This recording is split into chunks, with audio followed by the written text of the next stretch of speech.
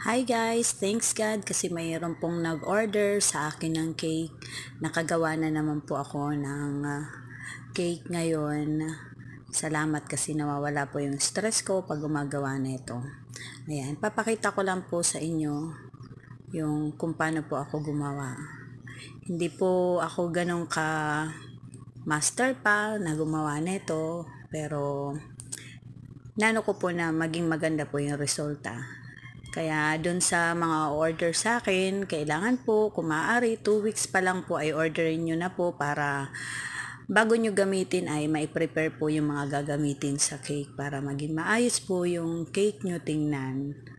Ayan, sa pag-decorate po, hindi na po ako gumamit ng gloves para mahawakan ko yung mga ilalagay na cake toppers.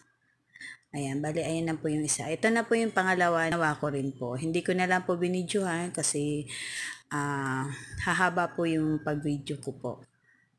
Thank you for watching and thank you po sa nag-order sa akin. Salamat po. God bless everyone.